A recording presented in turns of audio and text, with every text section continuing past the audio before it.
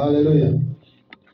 Kuna watu mnapenda muwe na marafiki waaminifu, mnapenda muwe na wafanyakazi waaminifu, mnapenda yani muwe na majirani waaminifu, uwe na mume mwaminifu, uwe na mke mwaminifu, mchumba mwaminifu. Lakini ili upate mwaminifu, dawa yake, anza wewe. Anza kuwa mwaminifu ili Mungu akupe waaminifu. Wewe uwe mzuri kwanza ili Mungu akuletee wazuri wanaofanana na wewe. Sasa shida, unataka wazuri wakati wewe sio nini? Sio mzuri. Kuwa mzuri wewe kwanza ili Mungu naye akuletee nini? Wazuri, kwa jina la Yesu. Kwa hiyo tunaomba jioni ya leo Mungu akupe shauku ya kutamani Mungu akufanye kuwa nini? Mwaminifu, na kufanya kuwa mzuri, akupe watu wazuri na akupe watu waaminifu. Huwezi kuunganishwa na watu sahihi wakati wewe sio sahihi. Sema nafunguliwa kwa jina la Yesu Kristo. Gehazi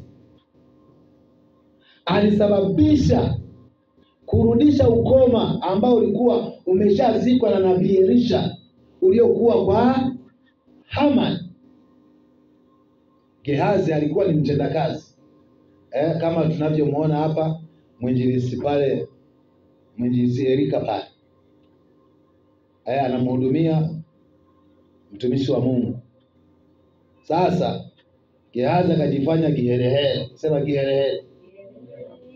Aise, ukoma uliotoka kwa Haman ilibidi umrudie yeye na mke wake na watoto wake.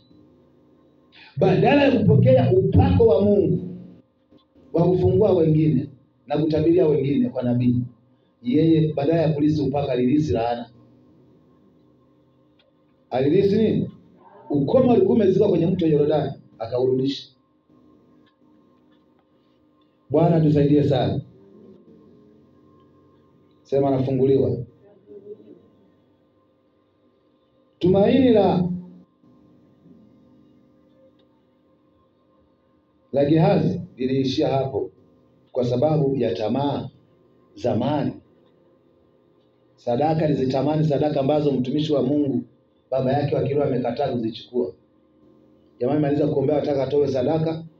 Mtumishi wa Mungu nabii Elisha akaona hii sadaka ni ndogo kwa sifa alionayo huyu kiongozi. Alikuwa ni mkuu wa majeshi na alikuwa ametumwa na rais kuja kuombewa huo ukoo. Sasa ilikuwa atakiwa arudishe uzima wake kule kwenye nchi yake, halafu nchi iingie kwenye budget ya sadaka ya kwenda kutoa shukrani kwa mtumishi wa nani? Wa Mungu. Sasa alijokataza hizo kataa kutoa, tayari Gehazi yeye akasema baba naacha hizo hela. Wakati wameondoka na yeye akamzunguka, akawakuta jaji, simama, kwa sababu ndio alimwambia anarudi choje udani mara 7, na kiongozi alimwamini Gehazi, akasema basi atakuwa alichosema ni kweli. Ni kweli. Akasema baba amekubali, leta hizo vitu, makanzu ya gharama ya mamilioni na dhahabu na nini, akachukua. Jamaa akata kwa kaenda kaacha nyumbani, akarudi madhabahuni kwa baba yake, akamficha. Baba yake akamwambia, anamuona tu jicho la kinaburi imemmulika hivi, wewe Gehazi, unafikiri wakati unaenda hujatembea na roho yangu? Umefanya nini? Sijafanya chochote. Sasa ule ukoma wa Naamani ule, wewe unachukua vile, ilikuwa sio wakati wa kuchukua ile sadaka. Kwanza amekuja na dharau, nimempa ufunuo akachukia. Alikuwa amekataa kwenda kujichoja Yordani, mpaka aliposhauriwa na rafiki zake.